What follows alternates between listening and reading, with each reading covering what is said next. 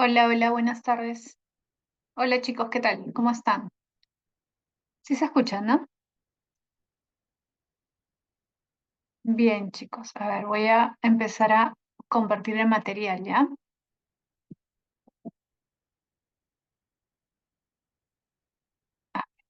Ah, está. Ahí va a aparecer ahorita. ¿Qué tal? ¿Cómo están, chicos? ¿Cómo se encuentran?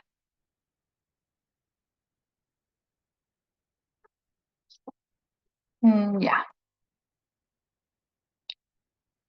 Bien, jóvenes. A ver. Buenas tardes. ¿Qué tal? ¿Cómo estás, Ángela? Está Ángela, Carla, Renata, Gabriela, Hilary, Lucy, Ricardo, Alexia. La mayoría son chicas, ¿no? Bastantes chicas, veo. Bastantes chicas. Alexia, Joana, Diana.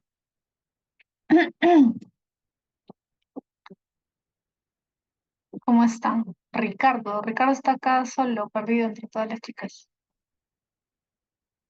Gabriel, ahí había. Gabriel, Daniel, Lando. ¿Qué tal, chicos? A ver,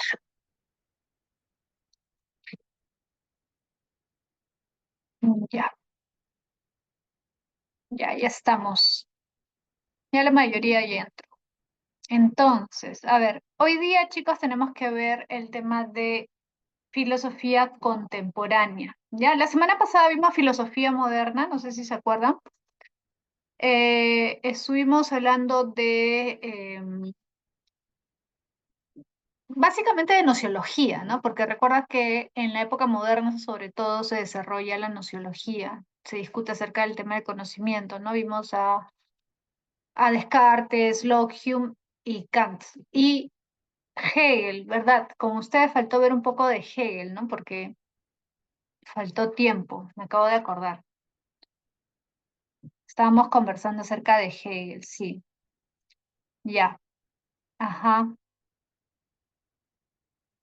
Le pasé las claves a su tutora, ¿no tienen las claves de la semana pasada? A ver, voy a compartirles entonces el material para terminar de explicar Hegel mejor, ¿ya? Voy a compartirles el material de teoría de la semana pasada, lo que faltaba explicar, ¿ya?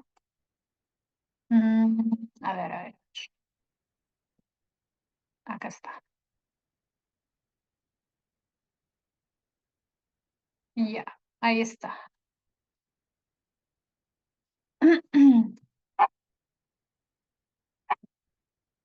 Ya,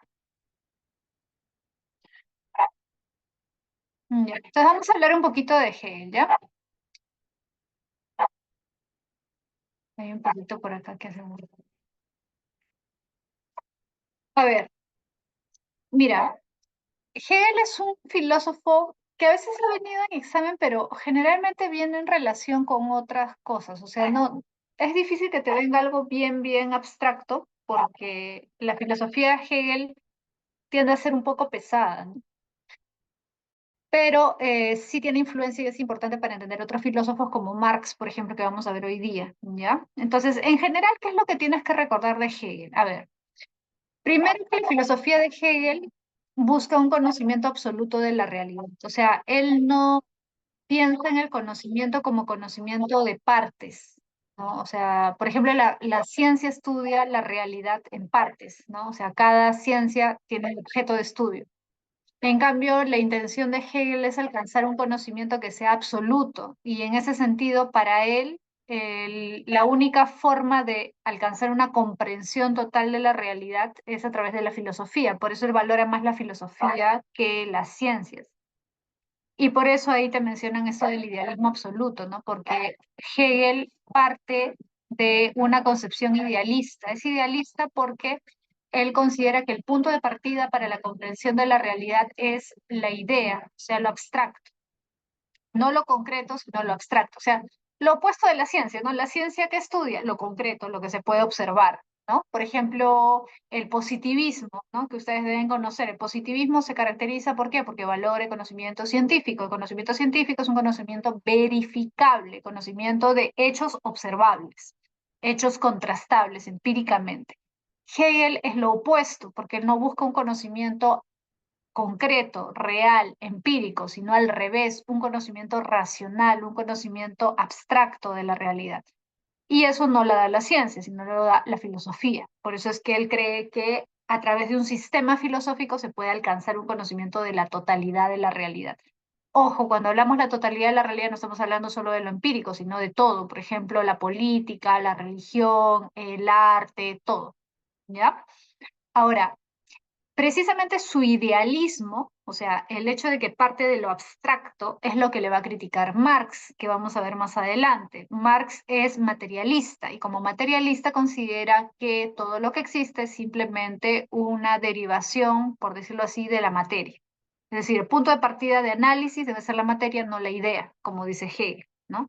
Entonces, Hegel es un idealista. Ahora, eh, una de las cosas más importantes de la filosofía de Hegel, por su trascendencia, por su influencia, es el tema del movimiento dialéctico. La dialéctica hegeliana no es igual que la dialéctica de Heráclito, porque Heráclito recuerda que habla de la lucha de contrarios, pero todo se queda en la lucha de contrarios. O sea, al final termina siendo un razonamiento circular, ¿no? Día, noche, femenino, masculino, ¿te acuerdas? Yin, yang. En cambio, en Hegel no es circular, sino que la lucha de contrarios permite el desarrollo de otra cosa, ¿no? Por ejemplo, acá, mira, acá he puesto un esquema para que se entienda mejor. Mira, tesis, antitesis o antítesis, lucha de contrarios. La tesis genera la antítesis, o sea, genera su contrario. Luchan, pero no queda simplemente la lucha, sino que de esa lucha surge algo nuevo, que es la síntesis.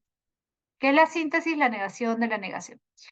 Vimos la semana pasada, ¿te acuerdas? Las tres corrientes nociológicas, racionalismo, empirismo y criticismo. Racionalismo es la primera en aparecer, sería como la tesis. Pero ¿qué genera el racionalismo? La aparición de su opuesto. ¿Cuál es el opuesto? El empirismo, que sería su antitesis.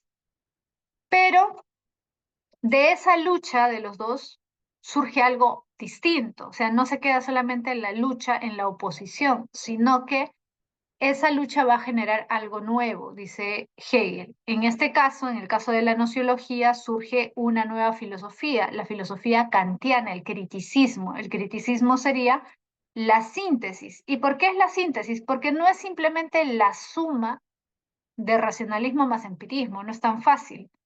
Lo que hace Kant es desarrollar una filosofía completamente nueva, que considera la razón y la experiencia, sí, pero vista desde otro punto de vista, porque recuerda que con el giro copernicano Kant rompe con el planteamiento de que es el objeto lo central en el proceso de conocimiento, ¿no? Entonces, no es solamente la suma de los dos, sino que plantea una nueva perspectiva acerca de del proceso cognoscitivo, ¿no? De la filosofía de ese momento, ¿sí? Entonces, el criticismo vendría a ser como la síntesis. Esto es simplemente un ejemplo para que te des cuenta cómo una idea puede generar su opuesto y cómo de esa lucha de ideas opuestas puede surgir una nueva idea, en este caso una nueva perspectiva filosófica. Entonces, eso es lo que hace Hegel, plantear el estudio de la realidad a partir de los opuestos. Pero ojo, eso lo hace en toda la realidad. O sea, en pocas palabras, lo que Hegel plantea es que la realidad en general es dialéctica. O sea, todas las cosas que nosotros podemos observar las podemos analizar de manera dialéctica. En todo lo que nosotros podamos encontrar en la realidad hay dialéctica, hay lucha de contrarios, ¿ya? Ahora, otra idea que también es importante es esto, ¿no? La realización de la libertad. Si nosotros estudiamos o analizamos cómo el hombre ha ido, por decirlo así, progresando culturalmente, socialmente, políticamente, vamos a encontrar, dice Hegel, que el hombre ha ganado cada vez más libertad, ¿no? La libertad humana ha ido creciendo, ha ido aumentando. Por ejemplo, si te pones a pensar en los hombres primitivos, esos hombres no eran tan libres. En apariencia eran más libres que nosotros. Quizás alguien diría, profesora, pero no había Estado, no habían tantas reglas, normas, leyes, son seres libres, no más como los animales. Pero no necesariamente, porque desde el punto de vista de Hegel, más bien era un ser más esclavizado, porque no entendía, no comprendía el mundo. Y esa falta de comprensión del mundo hacía que estuviera sometido a las fuerzas de la naturaleza. En cambio, el hombre que comienza a comprender mejor su mundo, comienza a dominar la naturaleza y en ese sentido es más libre. Entonces, para Hegel hay una, si te das cuenta, hay una relación entre razón y libertad. Cuanto más racional es el hombre, más libre es porque más comprende de su mundo y más puede, digamos, dominar su mundo. En ese sentido, para Hegel, el hombre a lo largo de la historia ha ganado cada vez más libertad gracias a que se ha ido haciendo más consciente de su realidad, ha ganado más racionalidad. Y el culmen de ese proceso de, digamos, de crecimiento de la libertad para Hegel es la aparición del Estado, pero ojo, no el Estado en abstracto, sino el Estado que se da en ese momento en Prusia, porque él es prusiano, ¿sí? Que es el Estado monárquico constitucional. ¿Por qué? Regresamos a este esquema dialéctico. Fíjate, cuando Hegel habla de la política, dice, bueno, teníamos primero eh, el absolutismo, ¿no? Es la monarquía absolutista como tesis, esa era la regla, ¿no? Ese era el tipo de gobierno que predominaba en Europa. ¿Y qué generó eso, ese absolutismo? Había orden, pero el problema es que había un orden hasta cierto punto tiránico, ¿no? Porque era un hombre el que decidía todo. Claro, había orden porque se tenía que hacer lo que el rey decía, ¿no? O sea, no había pues desorganización en ese sentido, pero faltaba libertad. Muchos comenzaron a reclamar libertad y ahí aparece precisamente la Revolución Francesa, ¿no? Porque la Revolución Francesa busca recuperar esa libertad perdida o ganar esa libertad que ellos consideraban que era natural en el ser humano, ¿no? Y acabar con el régimen absolutista. Pero el problema es que ese deseo de libertad degenera o termina cayendo en un libertinaje, ¿no? Acuérdate de la época del terror. Entonces, acá tenemos monarquismo, ¿no? O absolutismo, orden sin libertad, y acá tenemos todo lo contrario, libertad sin orden, ¿no? Porque en la época del terror ya cualquier cosa podía pasar, ¿no? Esa lucha de contrarios va a generar que en algunos países se comiencen a dar cuenta de que el absolutismo no es lo mejor, pero tampoco, precisamente porque el absolutismo puede generar en sus países también una revuelta, como la Revolución Francesa, tampoco pueden permitir eso. Entonces, van a cambiar ese sistema y van a tratar de incluir algunos elementos para permitir la libertad de los ciudadanos o de los individuos. Entonces, ¿qué hacen en Prusia? Hacen una monarquía constitucional. Hay orden, pero también hay libertad, pero una libertad garantizada por una constitución que defiende los derechos de los individuos. Por lo tanto, el rey es rey, pero tampoco es que puede decidir sobre tu vida como se le dé la gana, sino que hay leyes que resguardan tu libertad. Entonces, de esa manera hay una síntesis, monarquía, pero con constitución que resguarda la libertad de los súbditos o de los individuos. Entonces, para Hegel, ese sistema es que ha aparecido en Prusia, de alguna forma, ese Estado, esa forma de Estado, es el culmen, por decirlo así, o la manifestación de la libertad absoluta a la que ha llegado el hombre. Para él es el mejor sistema de gobierno. Entonces, si te das cuenta, algo importante en la filosofía de Hegel es esa idea de progreso. Los seres humanos hemos progresado de formas más primitivas de conocimiento, formas más acabadas de conocimiento, en todo, en el arte, en la política, en la economía, en general, ¿no? Pero él cree que si nosotros analizamos cada cosa por separado, vamos a notar que en todo hay un desarrollo dialéctico de la realidad, o sea, hay una dinámica dialéctica. La dialéctica vendrían a ser, por decirlo así, como las leyes que rigen la realidad, es como la estructura interna de la realidad. Entonces, si tú comprendes la dialéctica, comprendes cómo funciona el mundo, por decirlo así, ¿no? Pero el punto de partida es la idea, es lo abstracto. no es lo material, no es lo concreto. Y esto precisamente es lo que le va a criticar Marx a Hegel, ¿ya? Entonces, eso es lo que vamos a ver a continuación, que es la filosofía de Marx, ¿sí? Y vamos a ver también la filosofía de Nietzsche y de Wittgenstein, ¿ya? Entonces, vamos a comenzar ahora con Marx, ¿ya?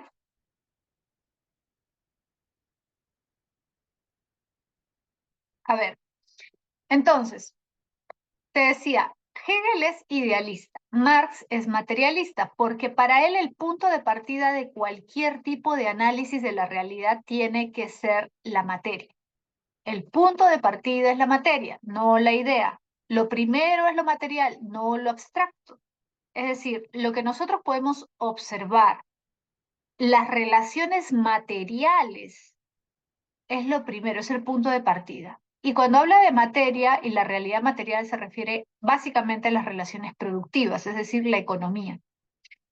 La materia es el elemento que constituye toda la realidad. Por lo tanto, hay que partir de un análisis material de la realidad.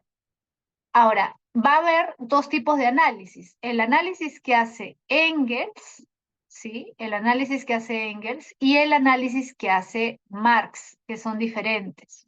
Engels hace o desarrolla lo que se conoce como materialismo dialéctico y Marx desarrolla lo que se conoce como materialismo histórico. Ahora, no son opuestos. En el fondo, los dos usan la dialéctica, pero de diferente manera. En realidad, Engels, quizás algunos ya han escuchado eso, Engels era un amigo muy cercano de Marx, ¿no? Que le va a ayudar a financiar sus estudios, sus proyectos, sus libros, ¿no? O sea, le financiaba, le daba dinero para que él tuviera tiempo para escribir, para hacer sus investigaciones.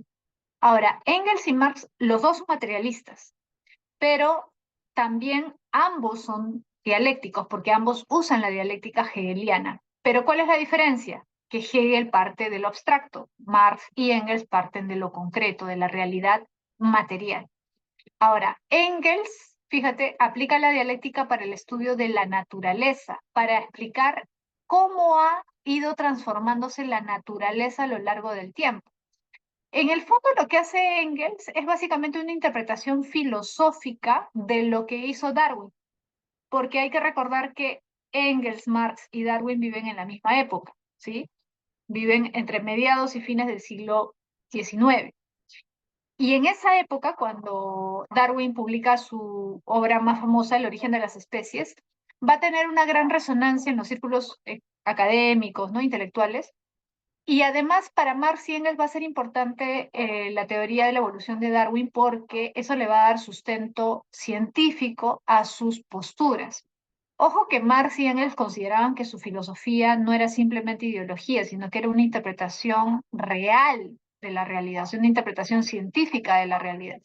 Pero con el estudio de Darwin van a tener más sustento sus premisas. ¿Por qué? Porque la postura de Darwin, o mejor dicho, la teoría de Darwin, lo que nos hace pensar es que efectivamente la realidad, los seres biológicos como el ser humano, son seres naturales que han ido adquiriendo sus características o capacidades a lo largo del tiempo por un proceso de adaptación al medio. Entonces, para Marx y Engels, lo que hace Darwin es darle sustento a su materialismo filosófico. Marx, igual que Darwin, va a considerar, pues, y Engels, que el ser humano no es, pues, un ser que ha aparecido en el mundo con dotes ya dadas, sino que ha ido adquiriendo esas características, esas capacidades por ese proceso de adaptación. Entonces, lo que hace Engels es centrarse en ese estudio más biológico, si quieres llamarlo así, o más natural. Por eso Engels tiene una famosa obrita que se llama El papel del trabajo en la transformación del mono en hombre. ¿Cuál es la tesis? Que el trabajo fue el elemento fundamental para que el hombre se convirtiera en lo que es actualmente, es decir, cómo desarrolló su capacidad intelectual, su inteligencia, gracias al trabajo. ¿A qué le llama trabajo Engels? Desde lo más primitivo, porque los primeros hombres tuvieron que organizarse, por ejemplo, creando herramientas, ¿no? O sea, eso es lo más básico para la supervivencia. ¿no? Entonces tuvieron que sobrevivir y para sobrevivir tenían que ir a cazar y para cazar tenían que hacer herramientas, ¿no? Tenían que hacer una serie de flechas, qué sé yo, ¿no? Puntas de lanza, etcétera. Y eso, ese trabajo manual, aparentemente, solo manual, en realidad iba desarrollando su cerebro y su capacidad, por lo tanto, su inteligencia para desarrollar cada vez artefactos más sofisticados. Entonces, Engels va a plantear eso y va a hacer un estudio de eso. Ahora, Marx hace un estudio, pero de la historia, por eso se llama materialismo histórico, lo que él plantea. Ya no estudia o analiza al hombre desde un punto de vista biológico, natural, sino el hombre ya en la historia, ¿no? Es decir, cómo ha ido desarrollando su economía y cómo ha ido desarrollándose socialmente para sobrevivir, ¿no? Y ahí viene este tema que es tan importante de las relaciones sociales de producción, ¿no? ¿Qué son las relaciones sociales de producción? Como su nombre indica, las relaciones que han estado estableciendo los hombres a lo largo de la historia para producir y sobrevivir, producir bienes que permitan su subsistencia. Desde las épocas más primitivas, el hombre ha tenido que relacionarse con otros, ponerse de acuerdo con otros, dividir el trabajo. Unos iban a cazar, otros iban a recolectar, otros se quedaban a cuidar, ¿no? La tribu, lo que fuera. Y con el paso del tiempo se comenzó a desarrollar la agricultura y así, ¿no? O sea, las relaciones sociales son las que han permitido la subsistencia del hombre, pero las relaciones sociales no han sido estáticas, han sido dinámicas, porque la manera de producir del ser humano ha cambiado. O sea, no es lo mismo, por ejemplo, la época esclavista que la época feudal o que la época capitalista. La manera de producir, la cantidad de riqueza, la tecnología, obviamente cambia, evoluciona, mejora. Y por eso es que Marx en realidad no es un crítico, como muchos piensan, del capitalismo en todo sentido. Marx critica el capitalismo por por decirlo así, su capacidad de enajenar o alienar al ser humano. Es decir, por el hecho de que el tipo de trabajo que hace el hombre en el periodo capitalista, en la etapa capitalista, es un trabajo mecánico, es un trabajo que no te realiza, que no te desarrolla las capacidades humanas. Pero no es crítico del capitalismo en el sentido de la riqueza, porque reconoce que en la época capitalista se ha logrado un, un grado de riqueza muy superior a cualquier otra época, ¿no? Y más bien eso nos haría pensar, dice Marx, que toda la riqueza que actualmente se puede crear es suficiente para que nadie pues viva en la pobreza, por ejemplo. Pero la cuestión es cómo usas esos medios de producción que permitan una vida decente para toda la gente, ¿no? Y no solamente que se concentre la riqueza en unos pocos. Entonces, lo que hace Marx cuando habla de las relaciones sociales de producción es mostrar cómo los hombres se han ido relacionando históricamente en distintas formas de producción, distintas formas económicas. Ya dijimos, las principales que él analiza es el esclavismo, el feudalismo y el capitalismo. Y cómo a través de esa organización el hombre ha ido transformando su mundo. Porque si hay algo que diferencia al hombre del animal, y eso es algo importante, es que el hombre transforma su. O sea, el hombre no solamente coge de la naturaleza lo que necesita. Un pájaro puede coger una fruta, una ardilla puede coger una nuez, un león puede cazar y abastecerse y sobrevivir nada más. Y sus movimientos, por decirlo así, son repetitivos. Pero en el caso del hombre no es así. El hombre no solamente coge lo que necesita, el hombre transforma el mundo y hace un mundo a su medida para sobrevivir. Lo cambia, pero al cambiar al mundo se cambia a sí mismo. Su acción no es repetitiva, no es mecánica. ¿Por qué? La prueba es que el hombre cada vez crea nuevas formas, por ejemplo, de tecnología. Aparecen nuevos aparatos, está creando constantemente cosas nuevas. Y ahí viene un tema importante en Marx. Para Marx, una de las características centrales del hombre es su creatividad. Si hay algo que tiene el hombre, es su capacidad creativa, de crear cosas nuevas. Eso no lo tiene el animal. Y por eso es que la capacidad humana para crear riqueza, para crear nuevas cosas, para él es infinita, ¿no? Y eso permitiría, por eso para él, que no necesariamente pues todos los hombres vivan digamos, con cosas limitadas, con recursos limitados, sino al contrario, ¿no? Es más, el hecho de que el hombre pueda ver en algo que aparentemente no tiene ningún valor, algo de valor, ¿no? Por ejemplo, no sé, pues si un hombre hace 10.000 años hubiera visto petróleo, quizás no hubiera encontrado ningún valor en el petróleo, pero nosotros le hemos dado un valor, hemos podido convertirlo en algo útil y valioso en nuestra época. Entonces, a esa capacidad Marx le atribuye precisamente esa forma de transformar el mundo que tiene el hombre que no tiene ningún otro ser. Entonces, fíjate acá, voy a pasar a esta diapositiva. Marx habla de la esencia humana, pero la esencia humana no es algo abstracto, por decirlo así, porque la esencia humana es el resultado de las relaciones sociales de producción. Como ya dijimos, las relaciones sociales de producción cambian, sí, no son estáticas. Las relaciones sociales han ido cambiando. Es cierto que en todas las épocas para Marx siempre han habido dominados y dominantes. O sea, siempre ha habido una relación de dominación. Por ejemplo, amo y esclavo, hay una relación de dominación. De señor y siervo, hay una relación de dominación. Burgués y proletario, hay una relación de dominación. Pero no es lo mismo ser esclavo que ser proletario, o sea, obrero. No es lo mismo, ¿sí? Entonces, para Marx, eso determina precisamente diferencias en los seres humanos. Es decir, no hay una esencia humana en el sentido tradicional para Marx. Para Marx no es que tú naces con una esencia ya dada, ah, ya, el hombre es tal cosa. Para Marx no existe el hombre en abstracto. Recuerda, es materialista. Hay que ver la realidad material. En la realidad, ¿existe un solo hombre, un solo tipo de hombre? No. Los hombres son diversos, pero son diversos sobre todo en relación con cómo, o mejor dicho, qué función o qué papel cumplen dentro de la estructura productiva de la sociedad. O sea, no es lo mismo ser un esclavo que un amo. No es lo mismo ser un obrero que un burgués. No es lo mismo tampoco ser un esclavo que un proletario o que un siervo.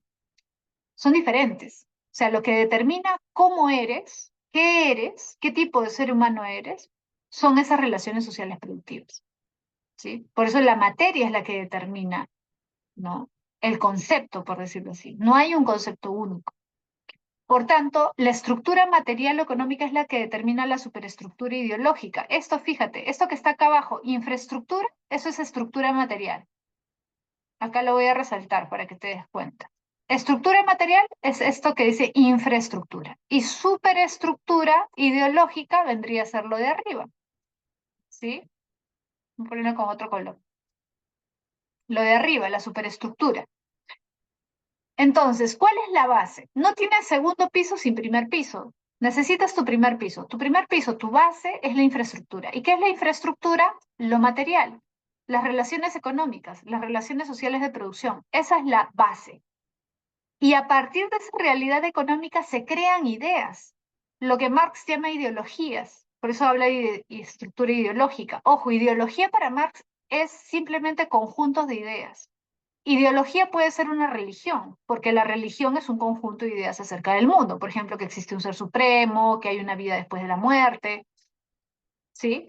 La religión es una ideología, la filosofía es una ideología, el arte es una ideología, porque finalmente el arte también transmite ideas. ¿Sí?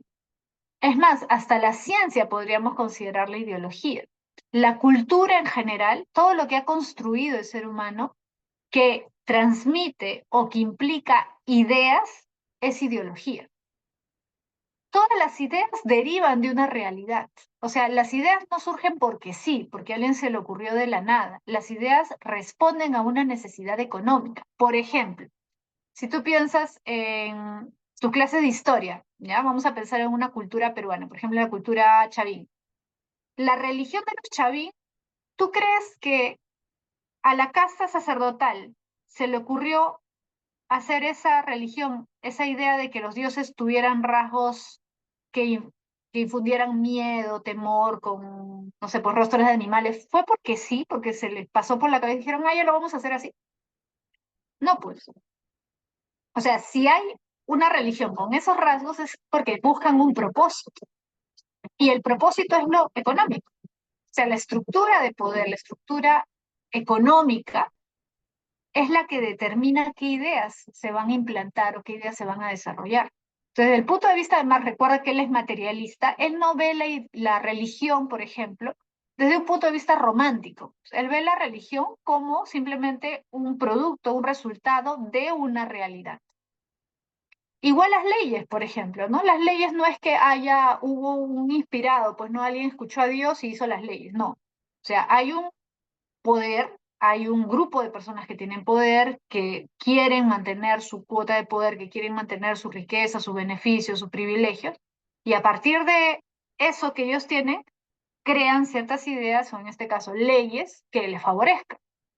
Entonces, las leyes no son pues mandatos divinos para Marx.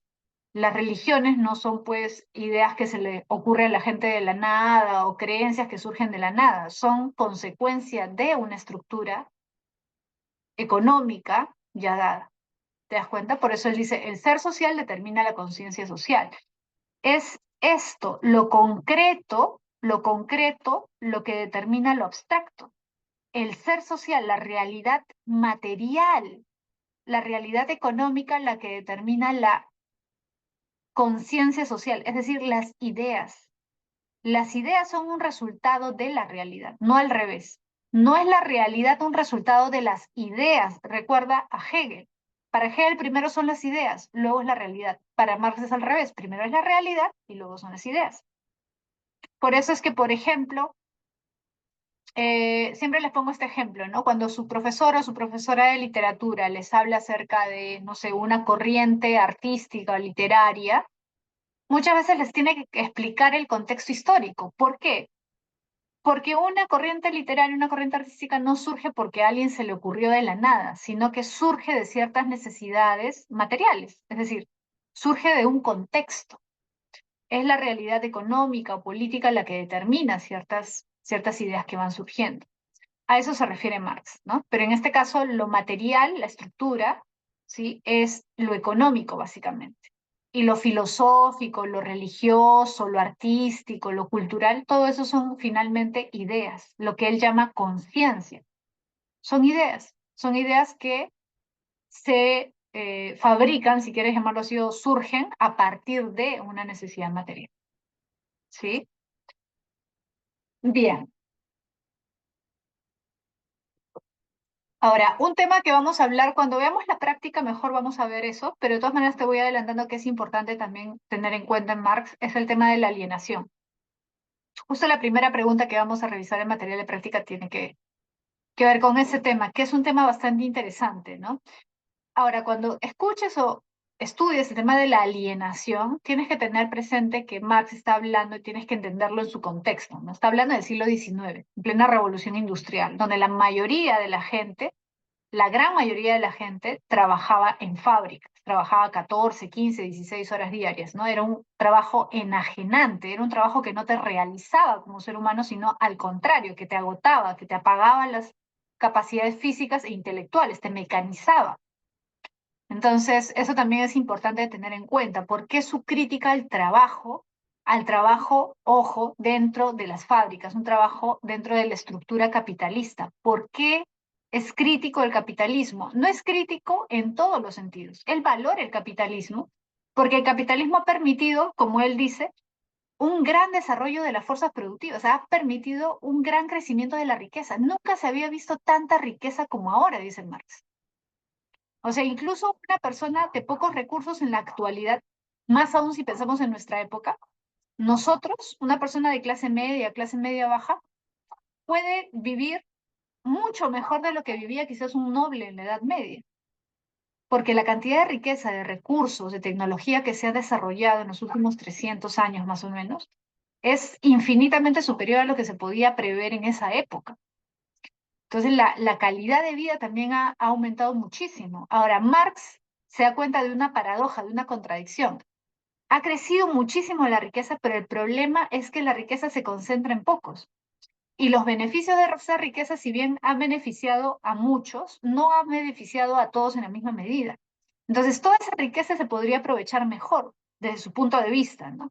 Si es que se administran mejor los medios de producción, es decir, las fábricas, ¿no? Por eso es que luego él va a plantear toda esta idea de que debe haber una nueva estructura económica, ¿no? Una nueva estructura política y que se debe pasar a un periodo, o sea, acabar con el capitalismo y pasar al socialismo, ¿no? Que vendría a ser la socialización de los medios de producción, es decir, que los medios de producción ya no sean de unos cuantos, sino que sean de toda la sociedad, que sean para el provecho social. Y después de eso el comunismo, que el comunismo no es lo mismo que el socialismo, por si acaso. Comunismo es cuando ya no hay propiedad privada y cuando ya no hay Estado.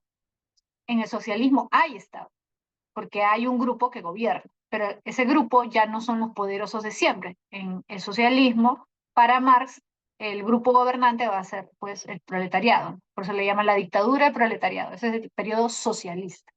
Comunismo es después, comunismo ya es la culminación, ¿no? Cuando ya no hay nada de propiedad privada y cuando ya ni siquiera es necesario el Estado. ¿Y por qué ya no es necesario el Estado? Porque los hombres, desde su punto de vista, pueden, o sea, pueden haber sido, o mejor dicho, habrán ya sido educados lo suficientemente como para que no sea necesario que hayan hombres que dirijan. Bueno, ese es su punto de vista. ¿Cómo se pasa de un socialismo a un comunismo? En realidad es un proceso largo. Por eso el socialismo para Marx no es algo de 1 año, 2 años, 5 años, 10 años, 20 años, puede ser que dure 100 años, ¿sí? Pero o sea, el socialismo es, por decirlo así, el momento de preparación para el comunismo, porque no es solamente, yo le quito los medios de producción, en otras palabras, le quito las fábricas a los dueños y ahora el Estado va a administrar las fábricas, o en la estatización de la banca, por ejemplo, en parte un poco lo que quiso hacer Alan García en su primer gobierno. Ya, ahora ya no van a ser unos cuantos los dueños, pues, ya sabemos, ¿no? Dionisio Romero, Rodríguez Pastor, qué sé yo, los dueños de los bancos, sino que ahora el Estado va a administrar los bancos. Ya no va a ser para beneficio de unas cuantas familias, sino va a ser para beneficio de todos. ¿Ya? Esa era una de las medidas que pensaba Marx. Eso es socialismo, porque eso es socializar los medios de producción. Es decir, que ya no sea dueños unos cuantos, sino que ahora se administra, el Estado lo administra para el beneficio de todos. ¿Ya? Pero esa es la parte económica. Ahora, con el paso del tiempo hay que hacer que el hombre también cambie. O sea, él creía, Marx, como ya dijimos, que no hay una esencia, o sea, no es que el hombre nace bueno, el hombre nace así y ya tiene estas características y ahí queda, ¿no? Sino que para Marx el ser humano va adoptando una forma de ser en función de el trabajo que realiza, el sistema económico que predomina. Por ejemplo, en una época como la nuestra, donde todo se rige por el dinero, obviamente las personas tienen una mentalidad distinta, ¿no? Que hace pues 80 años o 100 años o 150 años, donde el dinero era importante, pero quizás no era lo central en la vida de todos, ¿no? O en la Edad Media, ¿no? Entonces, para Marx también es importante el tipo de sociedad, porque el tipo de sociedad forma el tipo de hombre. Entonces, por eso él creía que en la etapa socialista es una etapa de tránsito, de transición, donde debe darse una nueva educación también. Una nueva educación que permita a largo plazo que ya no sea necesaria la propiedad privada. Es decir, que ya las personas, los individuos no vean o no sientan esa necesidad de poseer cosas, digamos, como suyas nada más, ¿no? Algo de eso se hizo en la URSS, en la Unión de Repúblicas Socialistas Soviéticas. No sé si su profesor o su profesora de historia les habrá contado, pero en la URSS hicieron algo de eso, ¿no? O sea, hacían ciertos tipos de prácticas para que los niños poco a poco se acostumbraran a no tener propiedad privada. Por ejemplo, una de las cosas básicas que te introduce la idea de propiedad privada desde pequeño son los juguetes, ¿sí o no? Desde niño tú dices, estos son mis juguetes. Y tú tienes tus juguetes, tu hermano tiene sus juguetes, tu primo tiene sus juguetes, y cada uno tiene un sentido de posesión, ¿sí o no? Estos son mis juguetes, mi carrito, mi esto, mi rompecabezas, ¿no?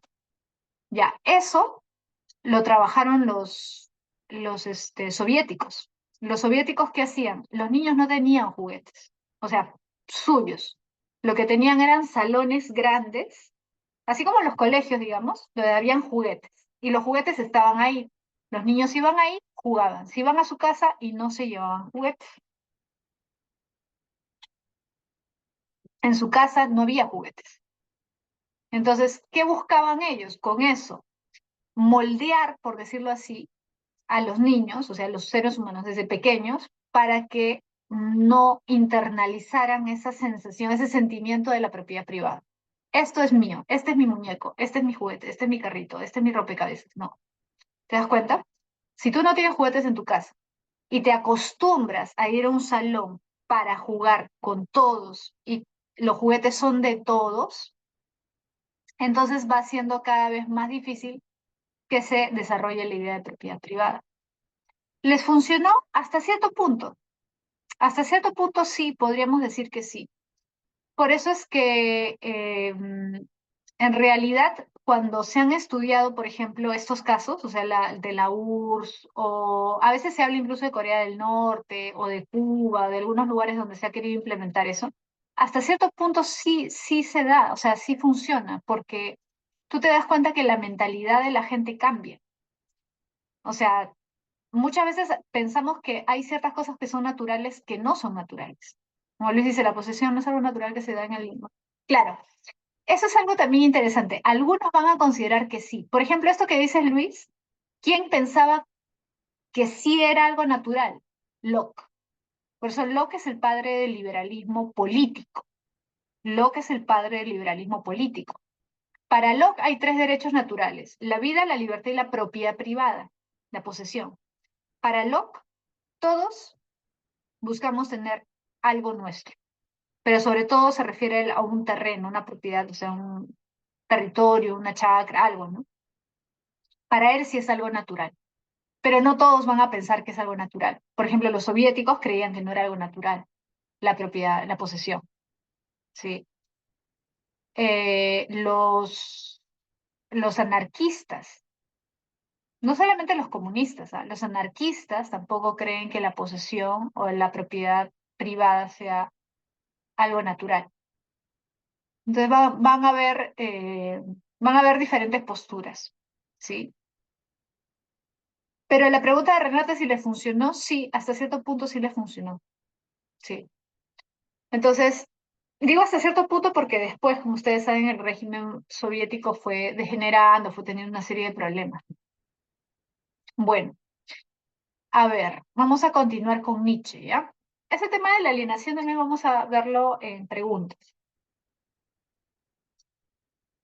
A ver, mira, Nietzsche plantea que la vida es el valor superior de la existencia, por eso se denomina su filosofía vitalismo. En realidad puede tener dos nombres: vitalismo o voluntarismo, porque también va a hablar de la voluntad de poder, ya, de la voluntad de poder. Entonces, ¿cómo se denomina la filosofía de Nietzsche? Vitalismo o voluntarismo, ¿ya? Vitalismo o voluntarismo. ¿Por qué dice que la vida es el valor superior de la existencia? ¿A qué se refiere eso? Bueno, en realidad cuando Nietzsche dice eso, se está refiriendo a que la vida es lo más valioso que tenemos. Ahora, eso puede parecer obvio, profesora, pero obviamente, ¿cómo la vida no va a ser lo más valioso? ¿No? Pero Nietzsche dice, parece obvio, pero si nosotros ponemos a analizar cómo vive mucha gente actualmente, no vive valorando realmente su vida. O sea, no vive aprovechando su vida o siendo del todo consciente que su vida es lo único seguro que tiene. ¿Por qué? Porque por la influencia de la religión, especialmente en la cultura europea, occidental, la religión cristiana, mucha gente cree que hay una vida después de la muerte y cree que para acceder a esa vida después de la muerte, tenemos que sufrir en esta vida. O sea que lo que vivamos en esta vida, como es pasajero, esta vida es una vida de tránsito, bueno, no vale mucho la pena, ¿no? O sea, no hay que esforzarnos demasiado por ser felices en esta vida. Es más, si sufrimos en esta vida, podemos estar seguros de que tendremos nuestro premio en el más allá. ¿Te acuerdas? Los últimos serán los primeros. Los humillados serán los elegidos de Dios. ¿Te acuerdas lo que dice el cristianismo? Entonces, para Nietzsche, ese renunciar a mi vida aquí por aspirar a una vida después de la muerte, lo que hace es que no aprecies tu vida, ¿no? No aprecies tu vida en este mundo y por lo tanto no desarrolles todo tu potencial en todos los sentidos. No vivas con alegría, no vivas con amor, sino que vivas pensando que esta es una vida falsa, una vida momentánea, una vida que no vale la pena tanto, ¿no? Eso es lo que critica Nietzsche, esa falta de amor por la vida que ha inculcado el cristianismo. Ahora, ojo, Nietzsche es crítico de todas las religiones, ¿ah? De todas, porque lo que tienen en común todas las religiones no es que crean en Dios, ¿ah? Por si acaso. Todas las religiones no plantean la existencia de un Dios. El budismo, por ejemplo, no plantea la existencia de un Dios. Pero lo que sí tienen en común todas las religiones es la idea de que hay un más allá, de que hay un mundo más allá, una vida más allá de la muerte. Esa idea, esa idea ultramundana, o sea, que hay un más allá, una vida superior, ¿no? Una vida eterna, o que esta vida es el velo de Maya, acuérdate del hinduismo, o sea, falsa, ¿no? Aparente, pura apariencia. Esa idea sí la tienen todas las religiones. Y Nietzsche, sobre todo, critica el cristianismo, porque el cristianismo es el que más se ha difundido en la cultura occidental. Pero él está en contra de todas las religiones, por esa falta de amor a la vida, o sea, por esa renuncia a la vida. Recuerda el cristianismo, ¿qué te dice? Si alguien te golpea, da la otra mejilla, ¿no? No sé si tú recuerdas esta frase que también es muy típica del cristianismo, que está en el Nuevo Testamento, ¿no? Cuando se cuenta que Jesús estaba caminando por un lugar y se le acerca un hombre muy rico y le dice que quiere conocer más, que quiere aprender más y qué cosa tiene que hacer. Y Jesús le dice, deja todo lo que tienes y sígueme, es lo único que tienes que hacer. Y este hombre, ¿qué dice? No. Jesús le dice, renuncia a todo, da todo lo que tienes y sígueme. Y él dice, no. Y después de que eso pasa, ¿qué dice Jesús? Es más fácil que un camello pase por el ojo de una aguja a que un rico entre en el reino de los cielos. ¿Sí o no? O sea, dando a entender que el rico se aferra pues a lo material, se aferra a este mundo y no es capaz de ver lo que está más allá, no es capaz de renunciar a lo que tiene acá por algo mejor. Ese es el mensaje de Jesús. Entonces, Nietzsche, ¿qué diría o qué da a entender? Ya, pues ese es el cristianismo, te dice, renuncia acá a tu vida, a tus placeres, a tu gozo, a tu felicidad, acá en este mundo, porque esto es momentáneo, porque esto no es tan importante. ¿Mm? Entonces, al final, nos hace despreciar la vida. El cristianismo nos hace despreciar esta vida, que es la única que sabemos con toda seguridad que existe, porque una vida después de la muerte no sabemos. Muchas religiones nos hablan de vida después de la muerte, pero ¿tenemos la seguridad de que hay una vida después de la muerte? No. Entonces, ¿por qué renunciar a algo seguro por algo que no es seguro? ¿No es algo absurdo? Para Nietzsche es absurdo, ¿no? Entonces, por eso es que él habla de la voluntad de poder. ¿Qué es la voluntad de poder? El amar la vida, el ser capaz de crear, de hacer algo nuevo, de afirmarse en la vida, de luchar por vivir, ¿no? De ser mejor, ¿sí? Entonces, Nietzsche es crítico de la religión porque la religión, sobre todo el cristianismo, para él apaga la vida. Te dice, sacrifícate, renuncia, sufre, porque esos son los que van a heredar el reino de los cielos. No te sientas mal si sufres, si eres pobre, si eres débil, porque eso significa que vas a estar junto con el Padre. Nietzsche diría, pero ¿por qué? ¿Por qué hay que sufrir? ¿Por qué hay que sentirnos mal? ¿No? Y acá viene otro detalle, ¿no? Este de acá, lo apolíneo y lo dionisíaco. Precisamente Nietzsche dice, la vida son las dos cosas, ¿no? El hombre tiene un aspecto apolíneo y un aspecto dionisíaco. Apolo y Dioniso son los dioses griegos. Apolo, el dios de la luz, del orden, de la medicina, de la música, de la medida. Dionisos es el dios de la oscuridad, del caos, del vino, de las pulsiones sexuales, de la noche. Para Nietzsche, estos dos dioses representan la dualidad de la vida del hombre.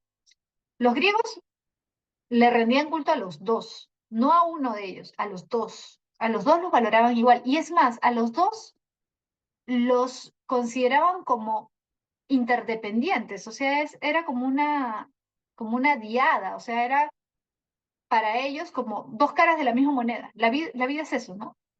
Apolo y Dionisos. Hay un momento para el orden, para la razón, Apolo, y hay un momento también para la pasión, para el impulso.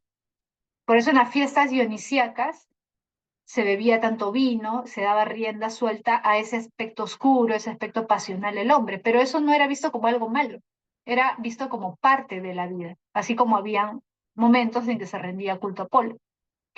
Nietzsche lo que considera negativo es que se oculte o que se quiera tachar completamente una parte de la vida del hombre que es lo dionisíaco. ¿Y quién nos enseña a ver lo dionisíaco como malo? La religión, pues. Cuando nos dice no debes desear, no debes tener pensamientos impuros, no debes ambicionar esto, no debes desear pues estas cosas, ¿no?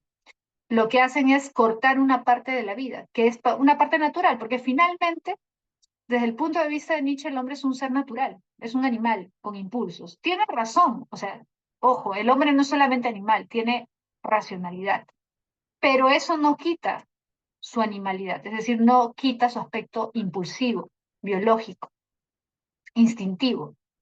Más bien para Nietzsche es insano, es negativo, es enfermizo tratar de, por decirlo así, cortar, ¿no? Amputar todo un aspecto de la vida del hombre. Lo que provoca eso, en vez de algo bueno, para Nietzsche es algo malo, porque termina enfermando al hombre, ¿no? Es como en el caso de, o sea, si te pones a pensar, para Nietzsche la influencia de la religión es negativa porque va en contra de la naturaleza humana, es antinatural. Por ejemplo, si a un animal tú lo golpeas, el animal va a defenderse o va a atacarte. La religión te dice, si te atacan, da la otra mejilla. Para Nietzsche eso es antinatural, ¿no? O los impulsos o los deseos que podemos sentir son parte de nuestra naturaleza porque somos seres orgánicos. Pero la religión que te dice, no, está mal. Si piensas en eso, entonces Dios se va a molestar contigo. Si piensas en eso, eres un ser impuro, eres un pecador. Eso crea una mala conciencia, crea una sensación de culpa con la que el ser humano va creciendo. ¿Se entiende? Eso es lo que critica Nietzsche, ¿no? Ese odio a la vida, ese odio a todo lo bueno, porque finalmente el impulso, los instintos y todo eso permiten que siga existiendo la vida. Sin ese aspecto pasional, instintivo, el hombre moriría, ¿no? Dejaría de existir. Norca dice, me disculpe, una consulta, pero él no estaba en contra de Jesús, ¿verdad? Ah, Nietzsche es crítico de la religión cristiana, pero en realidad lo interesante es que efectivamente no veía a Jesús con tan malos ojos. Más bien, él consideraba que Jesús era una especie de superhombre. El problema no es Jesús, el problema son los que siguieron a Jesús. Porque Jesús es un superhombre, ¿en qué sentido? En que era un líder. A él lo seguían. Él fue capaz de imponer nuevos valores. Porque recuerda que Jesús aparece en medio del Imperio Romano, cuando Roma todavía estaba en su auge. Y Jesús fue capaz de poner a tambalear al Imperio Romano. O sea, no era un hombre cualquiera. A él lo seguían. Él no era un seguidor. Él no era una oveja. Él era un líder. Era una especie de superhombre. Creó sus propios valores. Ahora, los demás fueron los que lo siguieron. ¿Sí? Nietzsche critica sobre todo a los cristianos, no tanto a Jesús. Em, María Rosa dice, mis voluntad de poder también escuché que se refiere a poner nuestros instintos frente a la razón. En parte, María Rosa, es cierto esto de lo instintivo, pero ojo, no hay que confundir algo, porque a veces se interpreta a Nietzsche muy por el lado del hedonismo. Quizás ustedes han escuchado eso, ¿no? O sea, se le hace una interpretación muy hedonista, ¿no? Como que vive la vida y no dejes que la vida te viva, algo así, ¿no? Ya, a los subsidios. Pero no es tan así tampoco, ¿ah? Porque Nietzsche valora lo instintivo, lo vital, ¿no? critica la religión porque apaga lo vital, porque apaga o critica o lo que él dice es, el cristianismo nos enseña a odiar la vida, a negar la vida, porque nos dice sufre. Está bien que sufras porque vas a heredar el reino de los cielos. Esa visión es negativa, pero eso no quiere decir que la razón deba ser completamente excluida del hombre o que sea negativa del todo. El problema es cuando la razón corta con todo lo pasional, o sea, trata de ocultar ese aspecto del hombre que es natural, ¿sí? Pero no es que él crea que la razón no sirve de nada o que no hay que hacerle caso a la razón, tampoco es así. ¿Ah? Te voy a poner un ejemplo para que te des cuenta, ¿ya? Nietzsche, mira, cuando habla de superhombre, él no habla de superhombre como algo que ya existe, sino como la superación del hombre actual. O sea, el hombre actual, el hombre, todos prácticamente, ¿qué somos? Somos ovejas, porque somos seres que seguimos reglas. La mayoría de gente no se cuestiona las reglas, no se cuestiona los valores, que hemos aprendido desde pequeños. Más allá de que creas en Dios o no creas en Dios, eso es secundario. Tú puedes ser ateo, pero en el fondo puedes ser un buen cristiano, en tus valores, en tu forma de actuar. Por ejemplo, alguien me puede decir, profesora, yo no creo en Dios, sí, pero ¿crees que es bueno ser humilde? Sí, ya eres cristiano. No importa si no crees en Dios. En el fondo eres cristiano. Lo que para Marx es más importante son los valores. ¿Qué valores rigen tu vida? ¿Tus valores o los valores que te ha enseñado la sociedad, tu familia, tu cultura?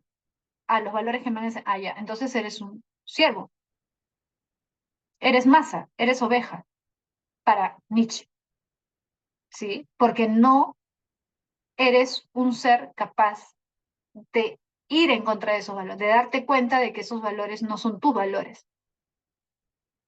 Nietzsche es crítico de la religión, pero no por el hecho de creer en Dios o no creer en Dios, sino por lo valorativo, lo axiológico. ¿Qué valores rigen tu vida? ¿Vives como cristiano? Aunque no creas en Dios, eres cristiano. Ahora, ojo, te estaba mencionando lo de superhombre. No hay superhombres para Nietzsche en su época. Él mismo no es un superhombre, él no se considera un superhombre. Él considera que el superhombre es la superación del hombre, que ya va a venir, vendrá en algún momento. Él cree que está en una época de inflexión, o sea, está él en una época en la que se está dando ya ese quiebre, porque en su época hay nihilistas, hay gente que niega la religión, que niega los valores, pero no sabe con qué valores vivir, está como perdida, está como zombie, no sabe, o sea, ya criticó la religión, pero no sabe qué hacer ahora con su libertad. Entonces, ¿qué caen? En decadencia. No saben a quién seguir, qué hacer, no le encuentran sentido a la existencia.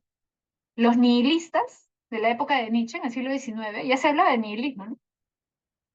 Eran eso. Ahora, Nietzsche no se considera a sí mismo un nihilista, ¿por qué?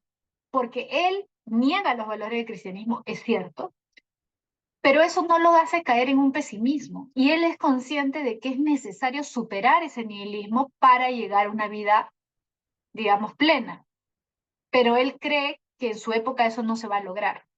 Él mismo no se siente capaz de lograr eso, porque siente un conflicto consigo mismo en esa lucha por abandonar los valores tradicionales.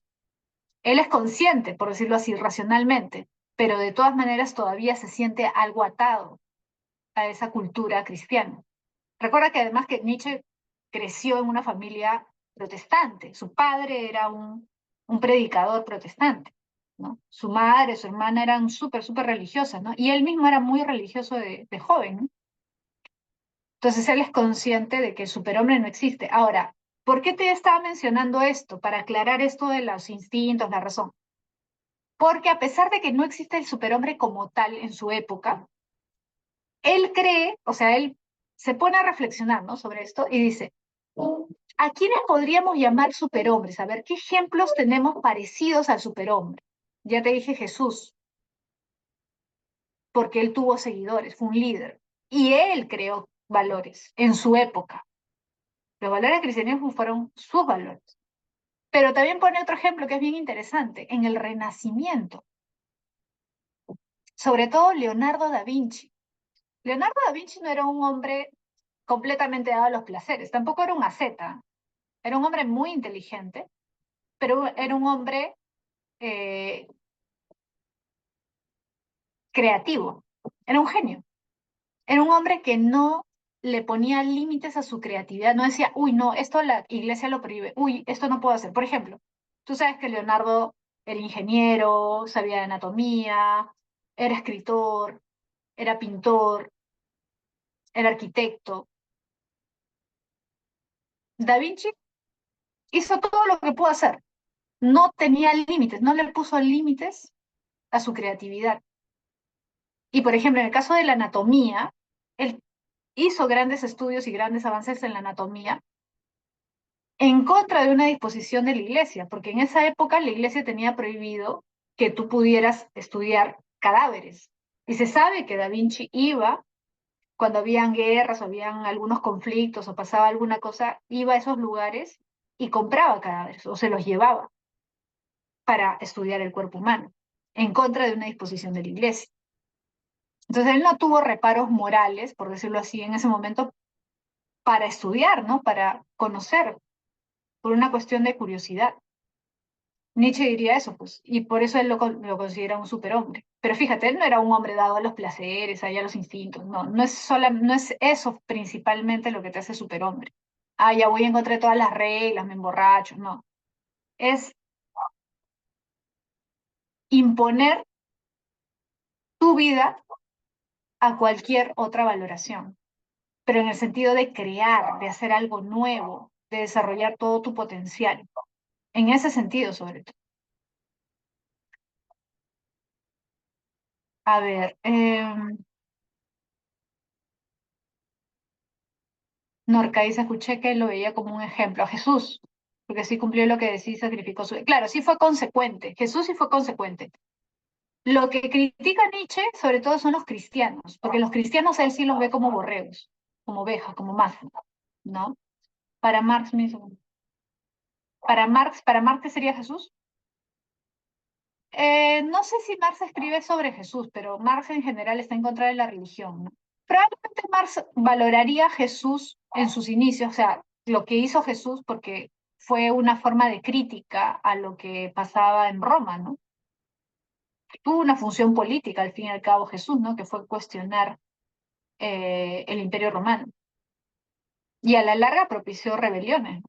O sea, él no directamente en ese momento, pero conforme se fue difundiendo el cristianismo se volvió un peligro para el Imperio Romano. ¿A qué estaba más inclinado? ¿Me Filtro Polinio y Dionisíaco?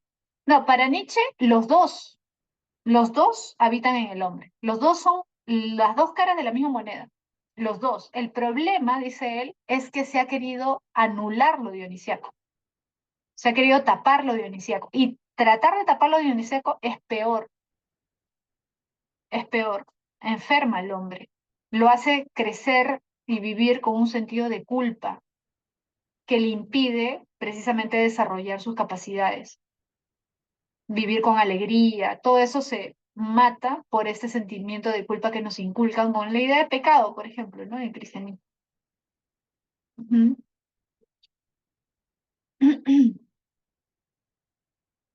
Ujú. Sí, como dice Brenda, para él es importante los dos. Son importantes los dos, lo apolíneo y lo dionisíaco. Sí, el superhombre sobre todo es un ser creativo, es capaz de crear sus propios valores. Eso es lo principal, ¿no? Sí.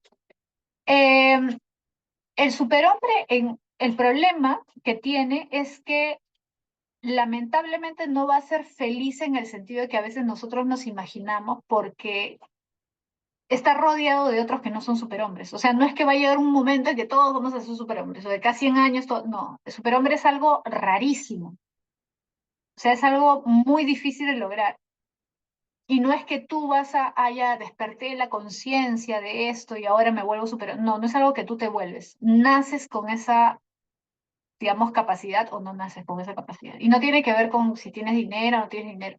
Lo digo porque Nietzsche también habla del espíritu aristocrático, pero ojo, espíritu aristocrático. Hay gente que nace con espíritu aristocrático aunque no tenga nada de dinero y hay gente que tiene mucho dinero y es de la masa, ¿no? Mm, ya. Claro, de alguna forma Nietzsche o sea, para Nietzsche un superhombre es aquel que no se rige por los valores que rigen la vida de todos, ¿no? O sea, la moral tradicional, ¿no? La moral por la que todos con la que todos viven, ¿no? Ujú.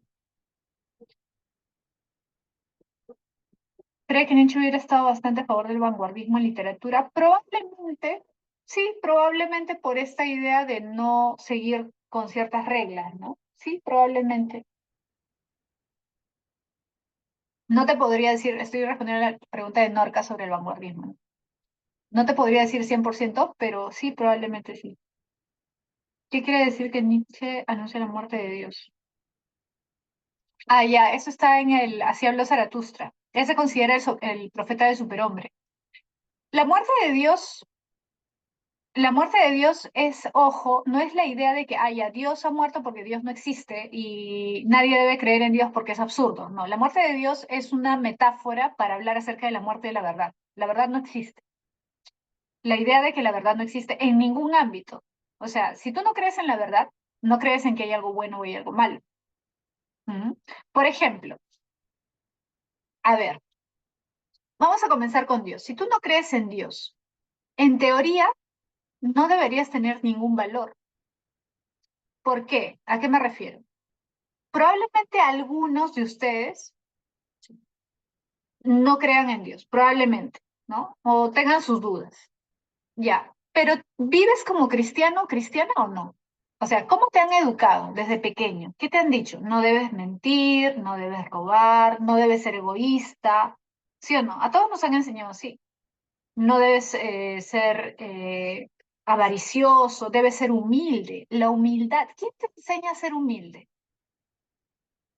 ¿Quiénes nos dicen hay que ser humilde? Nuestra sociedad, nuestra familia, nuestros padres, claro, desde pequeños. Mira, puede haber uno de ustedes que no cree en Dios, pero cree que es buena la humildad. ¿Pero por qué crees que es buena la humildad? Por tu enseñanza cristiana. Ojo, al fin y al cabo a Nietzsche no le importa si crees o no crees en Dios. Lo paradójico, lo gracioso para Nietzsche es que no creas en Dios, pero vivas como cristiano. O sea, ¿de qué sirve que no creas en Dios si vives como cristiano? O sea, al final lo que cuenta para él son los valores. Vives como cristiano, ya pues eres cristiano.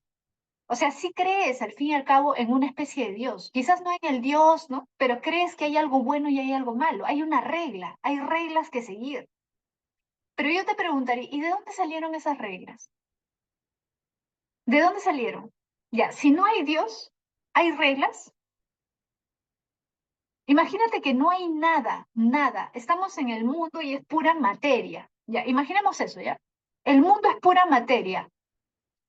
El mundo, el universo surgió del Big Bang. No sabemos qué pasó, pero ya, estamos acá. ¿Existe lo bueno y lo malo? ¿Existe lo bueno y lo malo? No. ¿Existe lo correcto y lo incorrecto? No. No existe. ¿Qué es malo matar entonces? Si no existe lo bueno y lo malo, ¿por qué es malo matar? Antoinette, la transvaloración de los valores, ya, ahorita lo voy a explicar, no te preocupes. ¿Tener humildad es algo que suprime la naturaleza humana? Sí, José. Ahorita te voy a explicar esto de la humildad. Ahorita les voy a explicar. Claro, no habría moral, pues. No habría moral. O sea, si tú crees que la humildad es buena es porque así te han enseñado. Ese es un tipo de moral. Ojo, es un tipo de moral. ¿Mm? ¿Qué moral nos enseñan? Judeocristiana. ¿Qué dice el judaísmo? Antiguo Testamento, 10 mandamientos, ¿sí o no? No matarás, no robarás, no desearás a la mujer de tu prójimo, ¿sí o no? Etcétera, etcétera. 10 mandamientos. No hagas esto, no hagas esto, no hagas esto, no hagas esto. Negación, ¿sí o no? El cristianismo, ama a tu prójimo como a ti mismo. Por lo tanto, perdona las ofensas. Si te golpean, da la otra mejilla. Sé humilde, porque el humilde heredará el reino de Dios. Eso te lo enseña el cristianismo. Nuestra cultura es una cultura impregnada de cristianismo. Ahora, mira, te voy a poner este ejemplo. Ahorita voy a responder todas las preguntas, no me estoy olvidando, no sé, no piense que me he olvidado. Ahorita voy a responder, pero mira, Nietzsche hace una crítica radical a la cultura occidental europea. ¿Por qué? Porque la cultura europea se ha dejado influir por la religión cristiana. Porque la religión cristiana ha invertido los valores. Mira, acá dice la filosofía y la religión cristiana. La filosofía también, ahorita te voy a explicar por qué. Pero ¿por qué se han invertido los valores? No entiendo. Fíjate, acuérdate, tú debes haber visto en literatura, me imagino, la Odisea de la Ilíada. ¿Han visto? ¿Cómo eran los hombres, los héroes, esos grandes hombres que relata Homero? Aquiles, Ulises, todos esos hombres. ¿Qué características tenían? Eran fuertes, eran bellos, físicamente bellos. ¿Eran humildes? Te pregunto. ¿Aquiles era humilde? ¿Agamenón era humilde? No. Eran soberbios, eran orgullosos. ¿Sí o no? Tenían su ego, claro. Eran orgullosos. ¿Y por qué eran orgullosos? ¿Está mal? Oye, mira, qué barbaridad, cómo eran orgullosos. ¿Sabes lo que te diría Nietzsche? No, ¿por qué? Oye, si tú eres rico, eres poderoso, eres guapo, eres fuerte, eres valiente, ¿por qué vas a ser humilde? ¿Por qué tendrías que ser humilde? El orgullo es una muestra de autoaprecio. O sea, yo sé lo que soy, yo sé lo que tengo, yo sé cuáles son mis cualidades, yo soy consciente de mí. ¿Por qué tengo que ser humilde? ¿Por qué? ¿Para que los pobres estén felices? ¿Para que los demás me quieran? No me importa. Por eso es que esos héroes o esos semidioses eran así, pues eran bellos, fuertes, ricos, poderosos, orgullosos. Claro. ¿Quién tiene que ser humilde? El que no tiene nada que mostrar, pues. Él sí está bien que sea humilde. O sea, si tú eres pobre, eres feo, eres débil, ya tú sí tienes que ser humilde, pues, porque no tienes nada que mostrar. ¿Sí o no? Claro. Ya, eso que suena Frozen, ¿no? Suena Frozen, ya. Pero es verdad. Mira, lo que dice Nietzsche, lo que dice Nietzsche es, esos eran los valores de la antigüedad griega. Los griegos sabían quiénes eran. Los griegos valoraban, veían como sus modelos a esos hombres. Fuertes, ricos, poderosos, bellos, orgullosos. Esos eran los hombres. Pero la religión cristiana, ¿qué nos ha dicho? Es más fácil que un camello pase por el ojo de una aguja que un rico entre en el reino de los cielos. Los humillados van a ser los que van a entrar al reino de Dios. Los débiles son los hombres a los que Dios ama. ¿Sí o no? ¿La belleza física es más importante que la belleza interior? ¿Qué es más importante para el cristiano? ¿Lo corporal o lo espiritual? ¿Qué es más importante, el cuerpo o el alma? ¿Qué debes cuidar más, tu cuerpo o tu alma? Lo espiritual, pues, el alma es lo que debes cuidar más. Pero ¿a quién te hace recordar eso? Cuida tu alma, cultiva tu alma. ¿Quién te decía eso? Antes que el cristianismo, antes, mucho antes que el cristianismo. Platón y antes Sócrates. Sócrates fue el primero. Sócrates, cultiva tu alma. La belleza interior es más importante que la belleza exterior. ¿Mm? El mundo de las ideas, sí, pues. Por eso es que ahí hay una relación, una conexión entre el cristianismo, por ejemplo, de San Agustín, ¿no? Y la filosofía de Platón. Claro, los judíos también. Pero fíjate, acá hay algo bien interesante, ¿ah? Te das cuenta que acá hay una conexión entre la filosofía de Sócrates y Platón y la religión cristiana. La filosofía racionalista, porque acuérdate, para Sócrates y Platón, ¿cómo llegas a la verdad? ¿Cómo alcanzas la verdad? ¿Con la razón o con los sentidos? ¿Con la razón o con los sentidos? El mundo de las ideas. ¿Cómo accedo al mundo de las ideas? La verdad, con la razón. ¿Qué es más importante? La razón. ¿Qué es lo que debo controlar? ¿Te acuerdas la naturaleza tripartita del alma? ¿Te acuerdas el cochero con los dos caballos? ¿Qué debo controlar? Mis pasiones. Las pasiones las tengo que tener ahí a raya, que no se vayan por su cuenta. El mito del carro al lado, la alegoría del carro al lado, ¿se acuerdan? Claro, hay que controlar las pasiones. La razón no es la que tiene que dirigir las pasiones, no al revés, ¿no? Te voy a narrar, creo que sí tenemos tiempo todavía, ¿no? ¿A qué hora acaba la clase? A las 5, ¿no? Ya, te voy a contar rapidito, ¿ya? Rapidito. En en un diálogo de Platón, en un diálogo de Platón, hay un pasaje bien bonito, bien interesante, el banquete. No sé si han escuchado el banquete de Platón. Es uno de sus diálogos más importantes, ¿ya?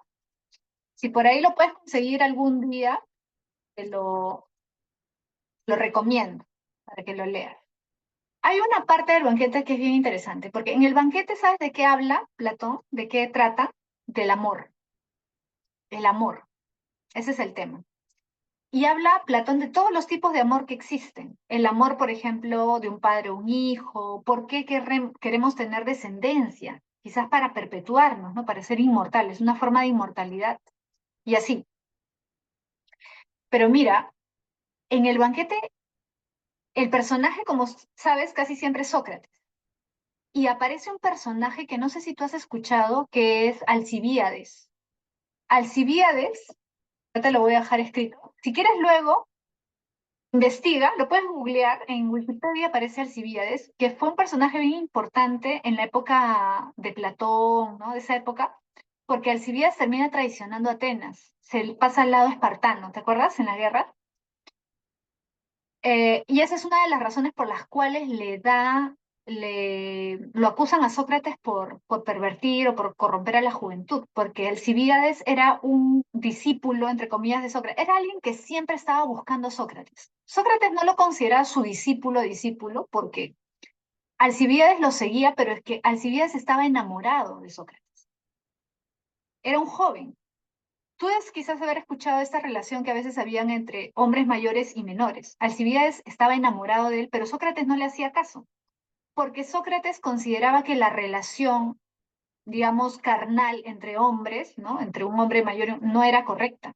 Sócrates consideraba que la relación debía ser intelectual, no corporal, pero Alcibíades estaba enamorado de él. Y Alcibíades era rico, era aristócrata y era bello, era joven y lo buscaba porque decía que lo admiraba.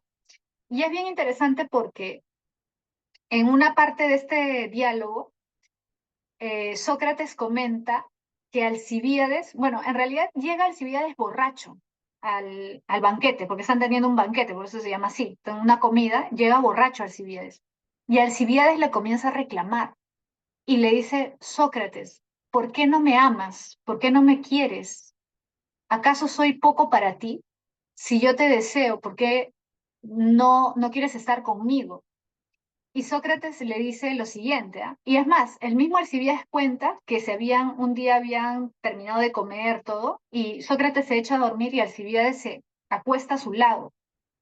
Y Alcibíades pensando que Sócrates va a hacer algo, pero Sócrates no hizo nada. Entonces, con eso, lo que quiere, o sea, Alcibíades lo quiere hacer quedar mal a Sócrates como diciendo, es raro, ¿no? Porque, o sea, ¿por qué no me querría si yo soy guapo, soy joven, pero no me quiere, o sea, no hace nada conmigo, ¿no? Y Sócrates, ¿sabes lo que comenta? Dice esto, lo que pasa, Alcibíades, es que tú no has entendido que tu belleza no se compara con la mía. Y tú sabes que Sócrates era feo. Entonces eso puede sonar raro. Oye, ¿cómo que tu belleza no se compara? Claro, porque tu belleza es solo del cuerpo, mientras que mi belleza es del alma. Y la belleza del alma es superior a cualquier belleza del cuerpo.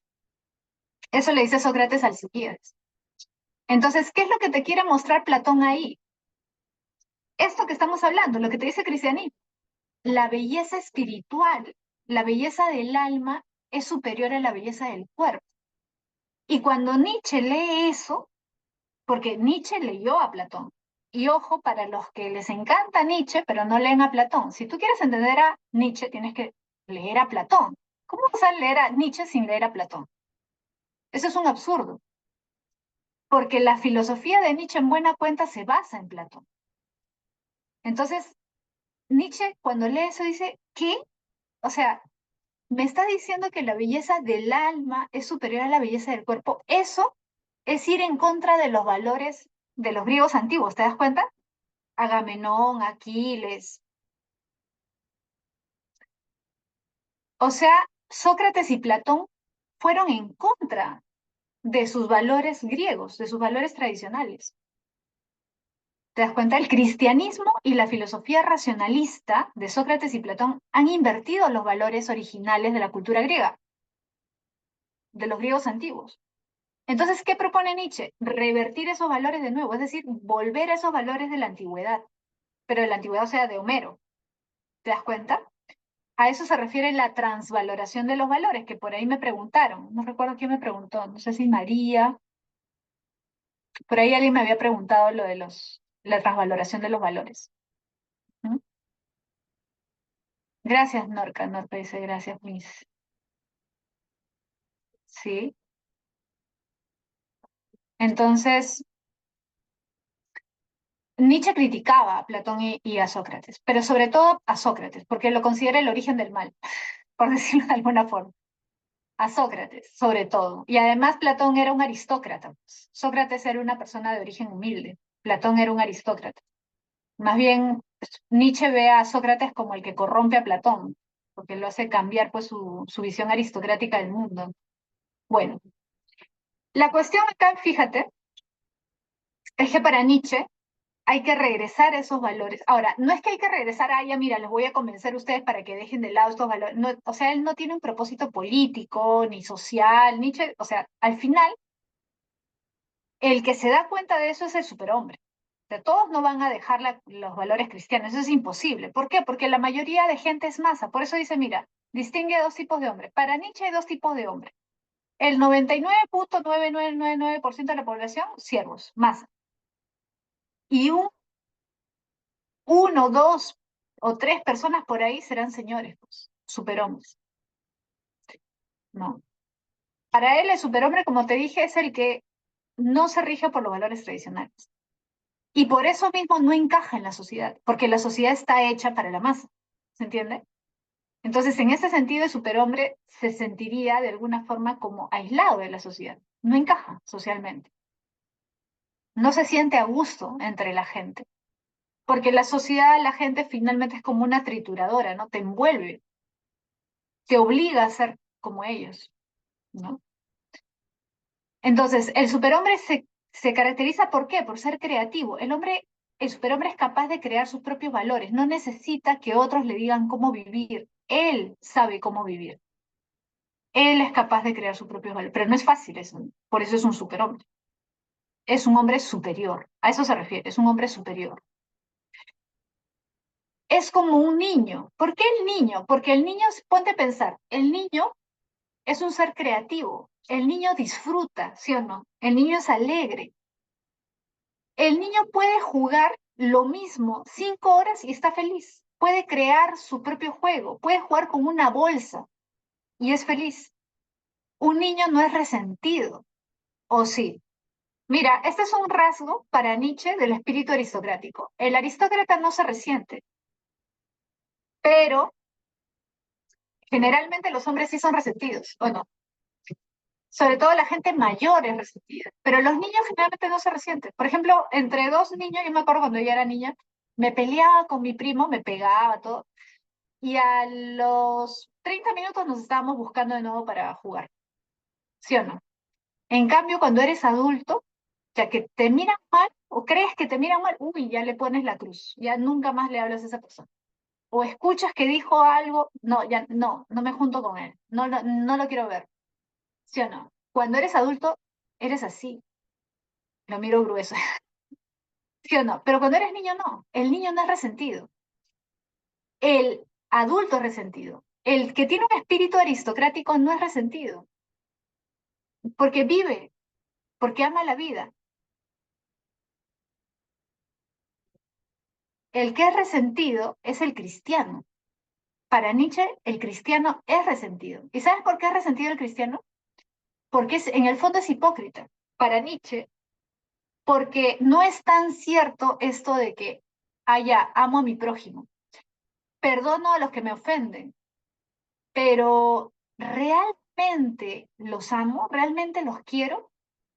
O si pudiera, haría algo para hacerles daño. Y hay un pasaje de la genealogía de la moral de Nietzsche donde habla precisamente de eso. Es bien interesante porque pone el caso de un padre de la iglesia cristiana, católica, y dice, no recuerdo cómo se llamaba este sacerdote, ¿no? Pero es ponte Don Jerónimo, ya, o San Jerónimo. Y ahí dice este padre de la iglesia, dice,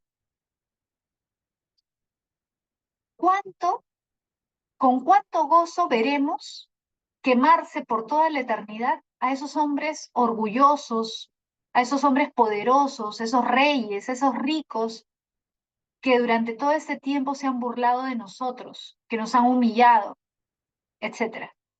O sea, es un pasaje de un libro de un cristiano, ¿no? Y Nietzsche lo pone ahí y dice, ¿esos son los cristianos? O sea, supuestamente es la religión del amor, pero ahí lo que muestra en el fondo es que si ellos no hacen lo mismo que hacen los ricos, los poderosos, es porque no tienen eso, no tienen ese poder.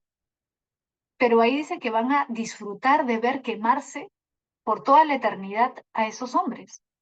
Pero si tú eres un verdadero cristiano, no disfrutas con el dolor ajeno, ¿o sí? No deberías disfrutar con el dolor ajeno. Entonces, para él, lo que revela ese pasaje para Nietzsche es que en el fondo los cristianos son resentidos, que en el fondo los cristianos no predican, o mejor dicho, predican una religión de amor, pero no la practican. Norca dice, me disculpe, ¿qué dijo? ¿Los cristianos son resentidos? Ah, sí, para Nietzsche los aristócratas no son resentidos. Ujú. Los cristianos sí. Ajá. Y bueno, finalmente Nietzsche también habla del eterno retorno. El eterno retorno, ¿sabes qué? Tiene que ver con la idea de que no hay progreso. O sea, si todo regresa, eterno retorno, es una visión circular, es una visión griega, porque los griegos recuerdan que todo para ellos es un eterno retorno. ¿Te acuerdas de la dialéctica de Heráclito? Día, noche, día, noche, día, noche. Todo es un círculo. Para Nietzsche no hay progreso. ¿Quiénes sí creían en el progreso? Los modernos, pues. Acuérdate de Comte. ¿Te acuerdas de Comte? La ciencia es el motor de progreso de la humanidad. Los estadios, ¿te acuerdas? Teológico, metafísico, filosófico, científico. Para Hegel hay progreso, sí, de menos libertad a más libertad. Para Marx hay progreso, sí. El capitalismo es un progreso en comparación con el feudalismo, en comparación con la esclavitud, el esclavismo. Y no solamente eso, para el Marx va a haber un estadio mejor con el socialismo, hay progreso. Nietzsche dice, no hay progreso. El hombre no es mejor, el hombre sigue siendo el mismo en su interior, es apolíneo y dionisiaco. Queremos ocultar lo dionisiaco, decimos, no, ya hemos evolucionado. Estamos mejor que hace 50 años, en apariencia, pero en el fondo no sigue siendo el mismo el hombre. ¿Realmente cambia el hombre? ¿No sigue peleando por lo mismo? Hace 5 o 10 años quizás alguien tenía esa ilusión, ah, ya las guerras ya fueron, pues ya no existe ya la Primera Guerra Mundial, la Segunda Guerra Mundial, quedaron en el siglo XX. Y en pleno siglo XXI tenemos otras guerras, ¿no? ¿Hemos realmente mejorado? Somos diferentes. ¿No? Para Nietzsche no, como humanidad no hemos mejorado. Y nosotros mismos no somos una mejor versión, eso de la mejor versión de ti mismo, ¿no? Para Nietzsche eso sería una tontería, ¿no?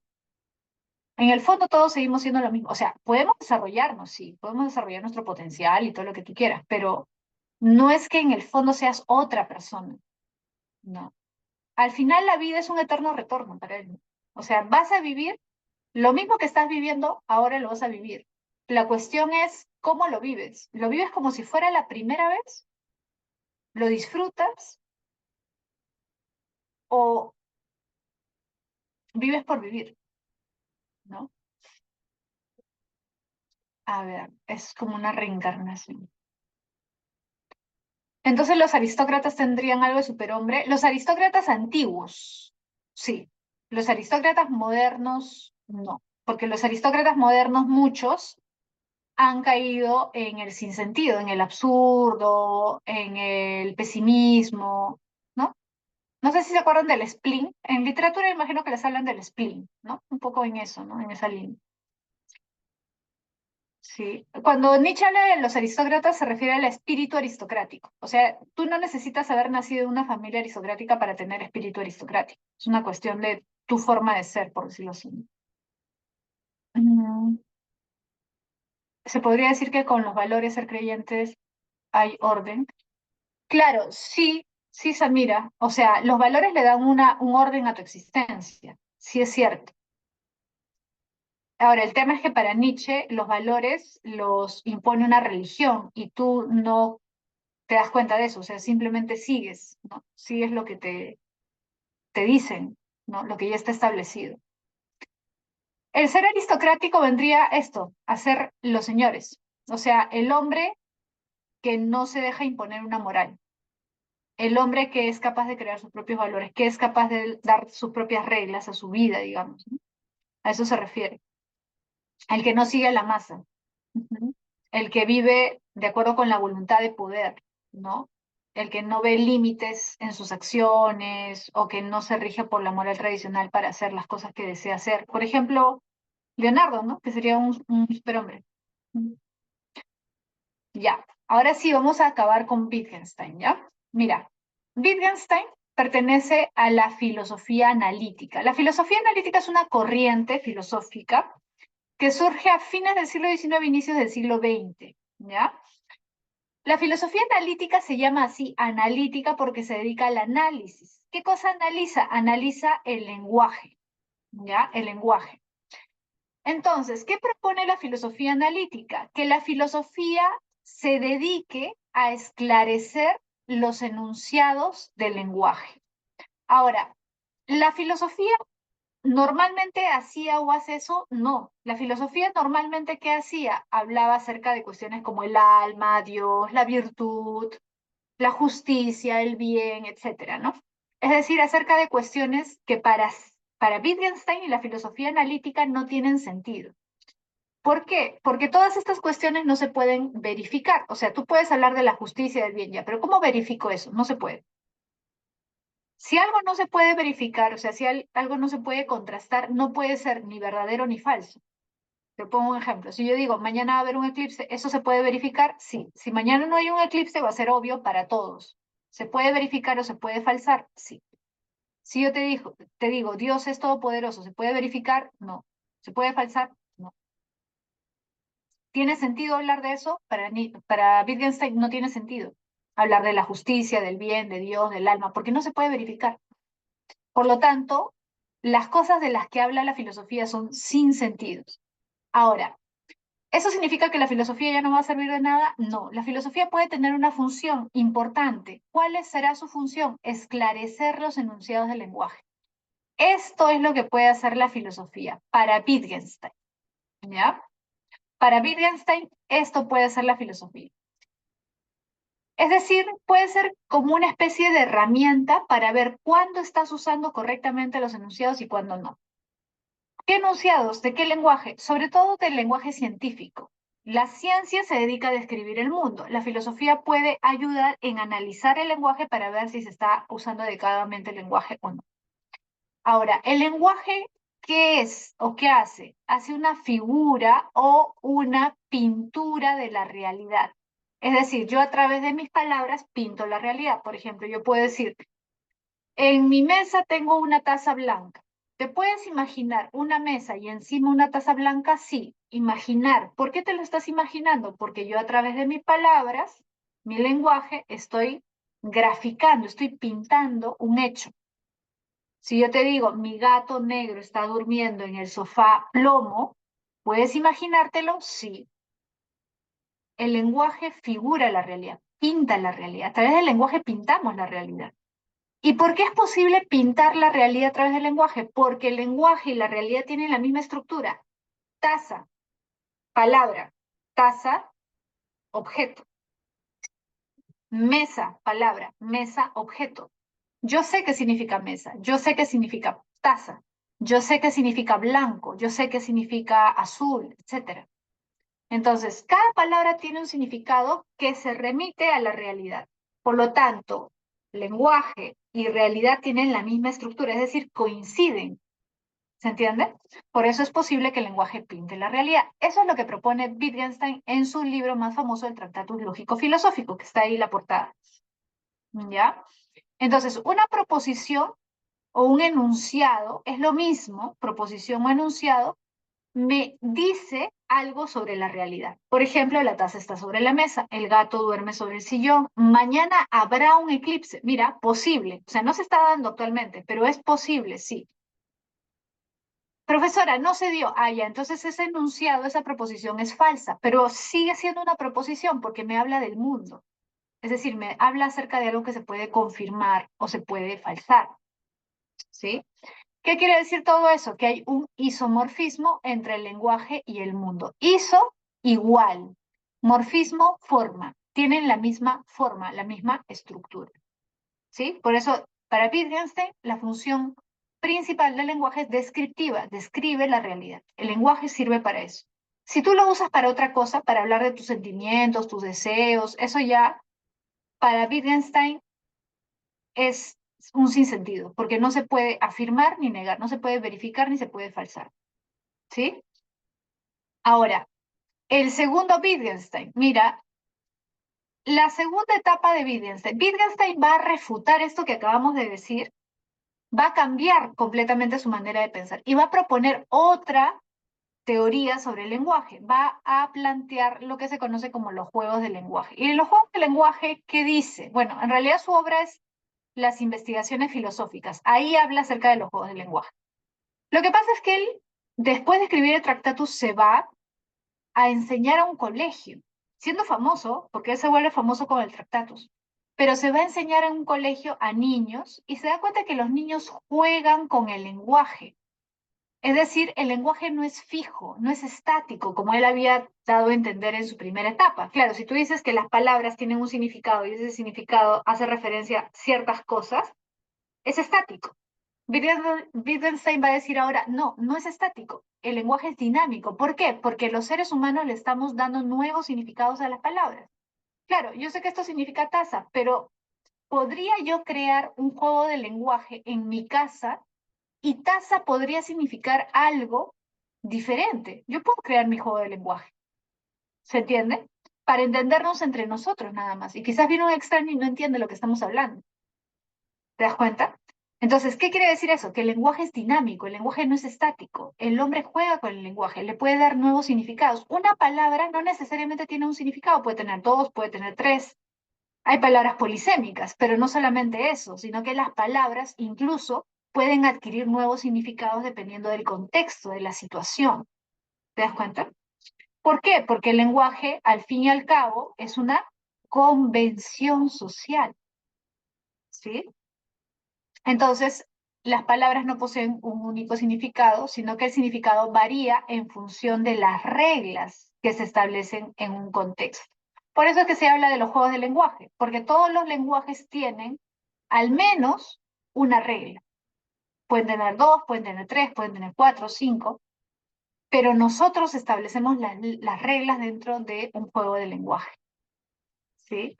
Entonces, Wittgenstein considera que el lenguaje ya no es estático, como decía acá, sino que es dinámico, cambia, está en continua renovación, ¿no? ¿Sí? Eso es lo que él plantea en su segunda etapa. ¿Ya, chicos?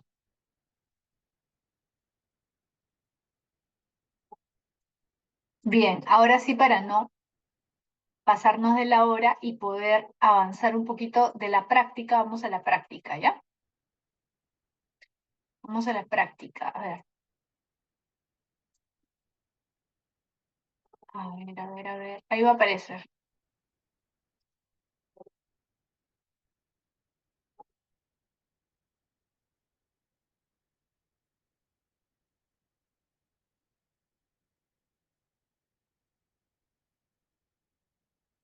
Ya. A ver, vamos a leer este fragmento, ¿ya? Dice, el hombre es enajenado del producto de su trabajo. Mira, enajenado o alienado, ¿ya? Es lo mismo, enajenado o alienado. De su acto vital activo, pues se lo arrebatan. el trabajo es exterior al trabajador, es decir, no pertenece a su ser. Y en su trabajo, el trabajador no se afirma, sino que se niega a sí mismo. No se siente feliz, sino desgraciado. No desarrolla una libre energía física y mental, sino que mortifica su cuerpo y arruina su espíritu. A ver, te pregunto, ¿es cierto o no es cierto? Bueno, para la época de Marx era muy cierto. Quizás ahora hay otro tipo de actividades, trabajos donde el ser humano puede ser un poco más libre, más creativo, ¿no? Pero en la época de Marx se recuerda que las personas trabajaban pues 15, 16 horas diarias en fábricas haciendo un trabajo mecánico, repetitivo, automático, robótico. No sé si tú has visto esta película que les recomiendo que la vean si tienen tiempo algún día, es Tiempos Modernos. ¿Han visto esa película de Charles Chaplin? Tiempos Modernos. Justamente ahí se puede notar esa mecanización del trabajo. Ahí les estoy dejando en esa mecanización del trabajo que mecaniza al hombre, ¿no? El hombre se vuelve un apéndice, así dice Marx, ¿no? Se vuelve un apéndice de la máquina.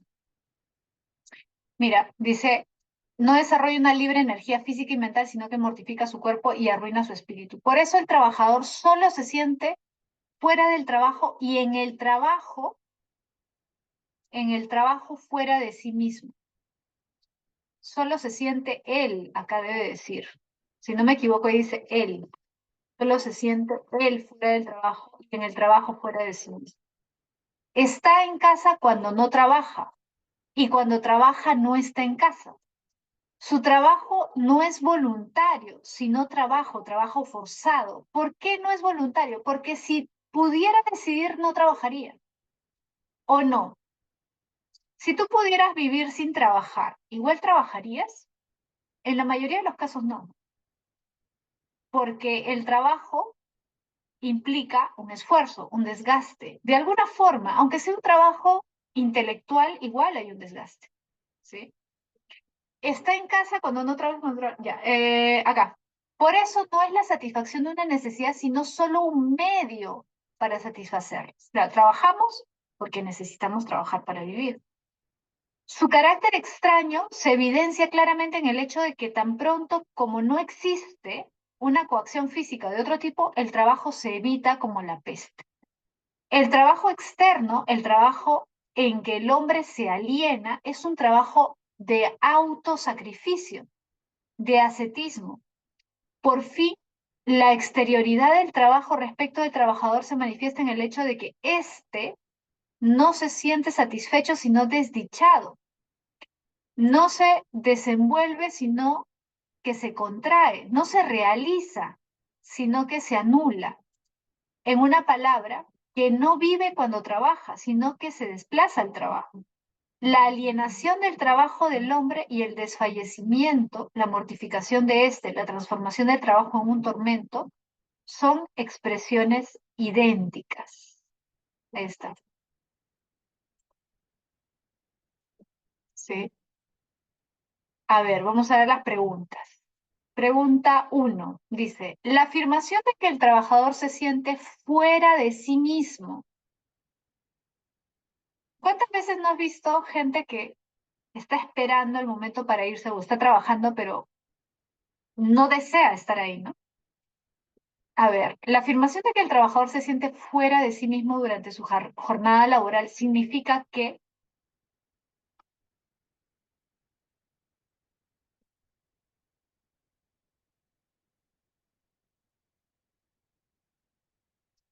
¿qué puede significar?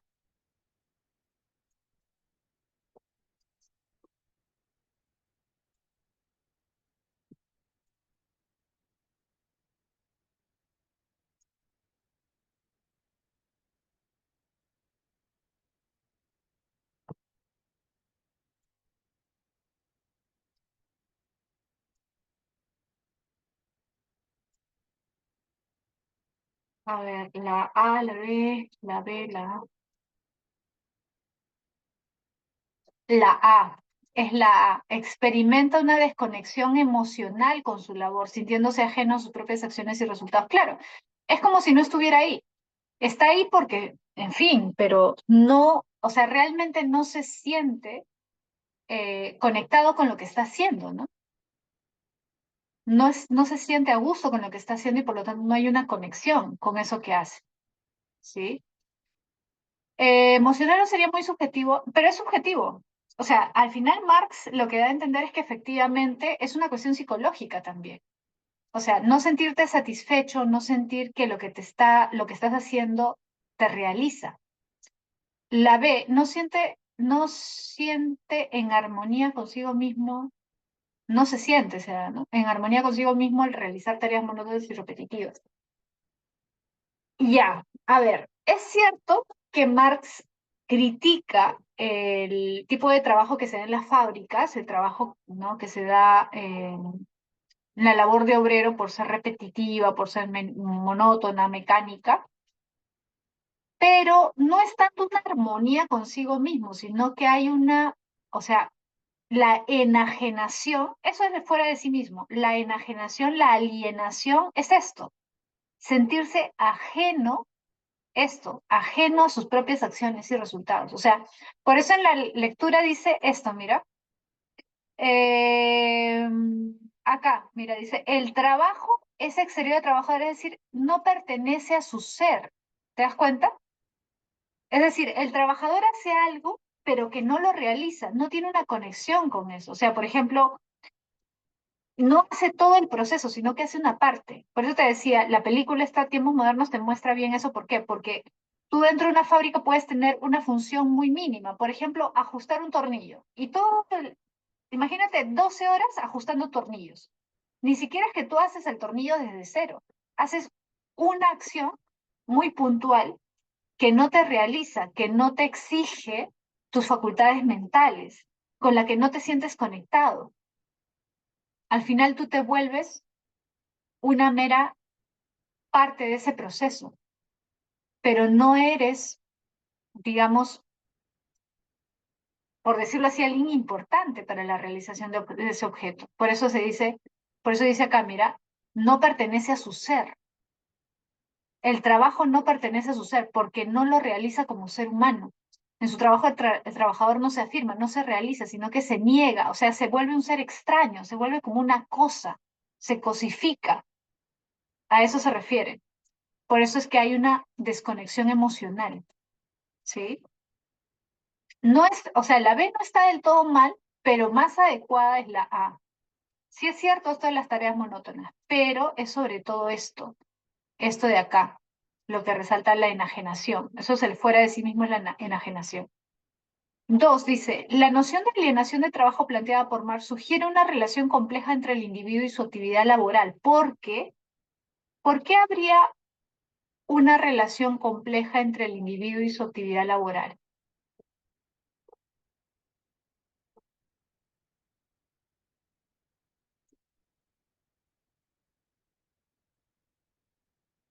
Correcto, es dado. Puede generar un conflicto interno en el individuo al sentirse fuera de su propio, claro, te deshumaniza, pues te cosifica, te vuelve un objeto, una parte de la máquina, pero no te realizas como ser humano, no explota tu capacidad, todas tus capacidades creativas. ¿Te acuerdas lo que te decía cuando vimos teoría? Tu capacidad creativa no se ve explotada en ese tipo de trabajo. No le encuentras un propósito, es un trabajo meramente mecánico, ¿no? Ya, a ver, ya estamos en la hora, ¿no? Les voy a dar las claves, ¿ya? A ver, de la 2 la A, María. A ver, la A, promueve un falso sentido de pertenencia y desconexión del individuo con su entorno laboral. Pero me parece que esto sería contradictorio, ¿no? Un falso sentido de pertenencia y desconexión.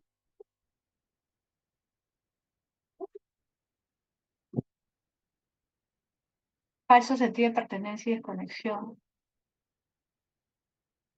Mm, Me parece que no está bien planteada la alternativa por esto de acá, que suena medio contradictorio. Y además porque en el caso este del individuo y su actividad laboral, sobre todo acá lo que critica Marx es la pérdida de humanidad. A eso le llama él la alienación. la cosificación, la deshumanización del individuo en el trabajo. ¿Mm? Ya. Les voy a dar las claves, ya chicos, para no demorarnos, para que puedan ir a su próxima clase. La 3 es casa, ¿ya? 3 es casa. 4 es casa, perdón, acá. 4 casa. 5 es barco.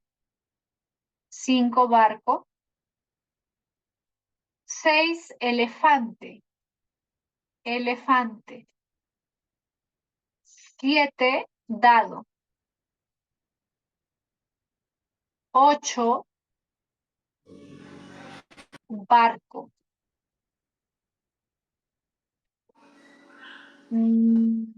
9 barco. 10 elefante. 11 barco. Y 12 casa. Ya, chicos. Entonces, ya nos estamos viendo la próxima semana, ¿ya? Trata de confirmar, gracias, Giselle. Giselle creo que fue, sí. Giselle ha compartido ahí las claves. Ya nos vemos la próxima semana, ¿sí? Cuídense mucho. Nos vemos. Chao, chao, chicos.